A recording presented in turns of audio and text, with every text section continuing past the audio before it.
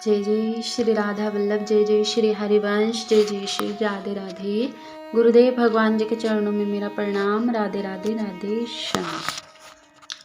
सदगुरु भगवान कहते हैं कि सत्संग, सुमिरन, चिंतन, सेवा और क्षमा, ये 5 स्तंभ हैं जो मनुष्य के जीवन को ईश्वर से जोड़ते हैं और मनुष्य के जीवन को सार्थक बनाते हैं। श्री राधा माधव चिंतन ग्रंथ 24-34 वर्षों के अंतर्गत भाई जी द्वारा जितने भी सत्संग हुए हैं, प्रवचन हुए हैं और जो कल्याण पत्रिका द्वारा जो भी भाव प्रकाशित हुए हैं, उन सब को इकट्ठा करके इस ग्रंथ की रचना की गई है। राधे राधे। और इसके 7 परिकीर्णन हैं। हम चर्चा कर रहे हैं पहला परिकीर्णन श्री राधा जी, और उसमें ये आता है विषय श्री राधा भाव की एक झांकी। राधा यूँ कह ही रही थी, ये उद्धव जी से बात कर रहे हैं और अपने भाव को बता रहे हैं। तो इसके जो सेकंड भाग में सुनाया है, उससे आगे का ये थर्ड भाग में सुन रहे। राधा यूँ कह रही थी कि उन्हें श्याम सुंदर सहसा दिखाई दिए। बोल उठी, अरे अरे उद्धव, देखो वे सुजान फिर प्रकट हो गए। राधे राधे।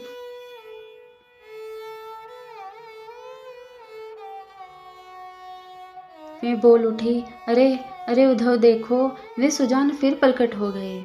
कैसा मनोहर रूप है, कैसी सुंदर प्रेम पूर्ण दृष्टि है। अधरों पर मृदु मुस्कान खेल रही है, ललित त्रिभंग मूर्ति है, घुंघराले कुटिल केश हैं, सिर पर मोर मुकुट तथा कानों में कमनीय कुंडल झलमला रहे हैं। मुरलीधर ने अधरों पर मुरली धर रखी है और उससे मधुर तान छोड़ रहे हैं। यूँ कहकर राधा समाधि मग्न सी एकटक देखती निस्तब्ध हो गई। इस प्रकार प्रेम सुधा समुद्र श्री राधा में विविध विचित्र तरंगों को उछलते देखकर उद्धव अत्यंत विमुग्ध हो गए। उनके सारे अंग सहसा विवश हो गए।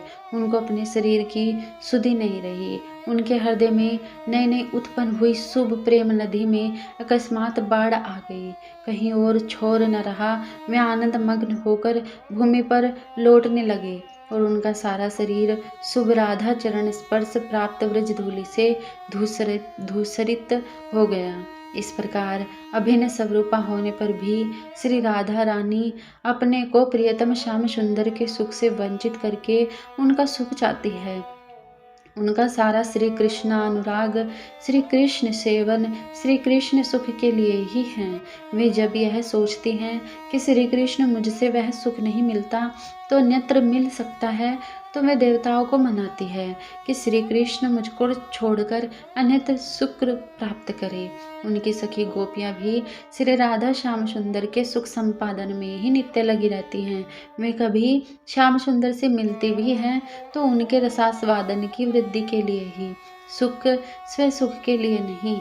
इस प्रकार जिनमें नव प्रीति भाव का परिपुष्पटन हुआ है, तुलसी मंजरी की भांति अथवा नवोदगत पल्लव के अग्रभाग के सदृश जो नवीन रस भाव युक्त हैं, वे मंजरी गण भी नित्य निरंतर श्री श्यामा श्याम युगल के सुख संपादन अथवा प्रीति बहन में ही अपने को कृतार्थ मानते हैं।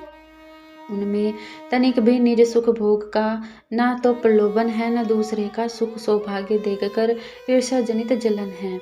एक बार श्री राधिका जी ने मणि मंजरी के प्रेम भाव का आदर्श देखने के लिए एक सखी को उनके पास भेजकर उसी की ओर से यह कहलवाया, सखी श्री ललिता, विशाखा आदि श्री राधा माधव की सेवा में सखी भाव से तो रहती ही हैं, कभी कभी वे नायिका के रूप में भी श्याम सुंदर के समीप पधारती हैं।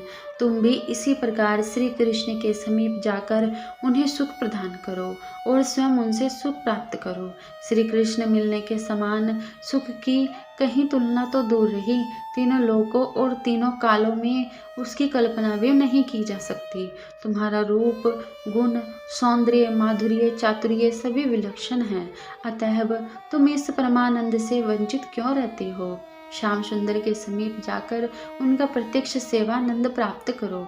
इस बात को सुनकर मणि मंजरी ने उक्त सखी से कहा, बहिन, कल्याणमयी श्री राधा श्री श्याम सुंदर के साथ मिलकर जो सुख प्राप्त करती हैं, वही मेरे लिए मेरे अपने मिलन से अनंत गुना अधिक सुख है। मैं अपने लिए दूसरे किसी की सुख की कभी कल्पना ही नहीं कर सकती। तुम मुझे क्यों भुलाती हो?